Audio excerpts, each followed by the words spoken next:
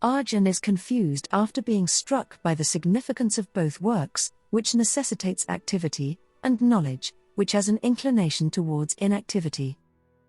At the start of chapter 5, Krishna explains to Arjun the superiority of work in devotion over renunciation of work, that is, speculation, or inaction in knowledge.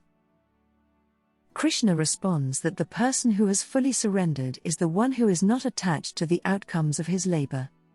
The wise man, purged by the fire of transcendental knowledge, achieves calm, detachment, spiritual vision, forbearance, and bliss by completing all deeds outwardly but rejecting their results inside. A conscious person is aware that, although the body is active, the soul is actually doing nothing. Therefore, Arjun must perform his duties with consistency so that Krishna will be satisfied. He must stay in his body, apart from bodily functions, and observe the outside world objectively. Arjun's pure soul will discover real serenity outside of this physical world by focusing his mind on the Supreme and realizing that Krishna is the true enjoyer, the object of austerity and sacrifice, and the Lord of all planets. In the first 5 chapters, Krishna explains Buddhi Yoga, which involves focusing consciousness on Krishna without having any materialistic aspirations. Additionally, the Lord has provided explanations of action and knowledge as means of achieving liberation and as a path to Krishna awareness. At this point, Krishna explains meditation, concluding that thinking about Krishna is the ultimate objective of meditation, before moving on to the 6th chapter where Lord Krishna outlines some practical points for a meditator. The following 4 sections might be used to categorize this chapter. 1. 2 different living styles. 2. 2 forms of spiritual disciplines. 3.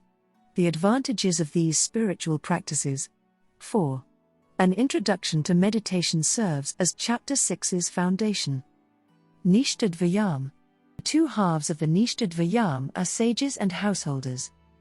In following the path of the householder, having property and belonging to society is important, whereas, in the path of the sages, neither is true. The life of sages is also known as the path to spiritual advancement, by living a secluded life, and the path of the householder is referred to as the path of having a sense of enjoyment and leading an active life. Retiring to the forest and celibacy are the other 2 ways of life. Celibacy serves as a preparation for these 2 ways of life, whereas, retiring to the forest prepares one for the life of the hermit. Nishtas is the name for these paths. The Vedas have outlined these 2 ways of life. The path of the householder, according to Sri Krishna, is a much more suitable fit for Arjun. He claims that the majority of individuals can benefit from this path of life. Maintaining human relationships is crucial for mental stability. Therefore, both paths are appropriate. But only someone ready should think of pursuing hermitage. Sadhanadvayam. The 2 spiritual practices are knowledge and action, respectively. These 2 practices must be performed, as there is no choice between the practices, according to Sri Krishna. There is a widespread misperception that there are different routes to liberation. So, while some believe action alone will lead to liberation, others believe the practice of devotion alone will. Others believe that practicing Raja Yoga will lead to liberation, while some believe that doing Kundalini Yoga would lead the way as well. It should be mentioned that neither the Gita nor the Vedas lends support to this position. Everyone is required to complete Karma Yoga before moving on to Jnana Yoga. They should be completed sequentially, one after the other, and slowly. Since Karma Yoga is a prerequisite for Jnana Yoga, it must be understood and practiced first. Then, one achieves liberation through knowledge.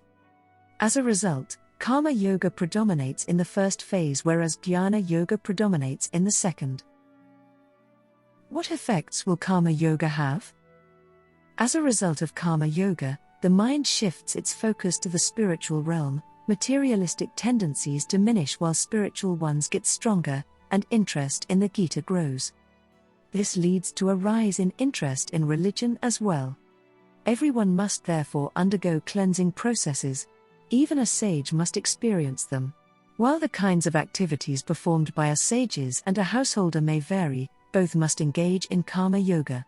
What exactly is jnana yoga? Hearing the truth, contemplating the truth, and complete abidance in both make up the Vedanta philosophy. The whole process consists of a systematic, continuous, and consistent study of the texts with an accomplished religious teacher. Jumping from one teacher to another is not advised because each and every teacher has unique ways of communication. What will this study lead to? This continuous study of the texts will help people understand that each person's true nature is their spirit. This will help people recognize their spirit, which is their true nature and is also their core, real nature, essential nature as well as their higher nature. This chapter combines the notions of renunciation, also known as the path of the sage, with the notion of knowledge that was previously covered. Sankhya Yoga, also known as the yoga of wisdom and understanding, can be understood to be the same as the path of renunciation because both concepts are employed here largely interchangeably. Krishna asserts that both are valid routes to the true self and truth. Both can be attained by committing oneself to one of these routes. Studying the texts, giving up worldly pleasures, and meditating are all practices that help one comprehend their true self and find relief from suffering.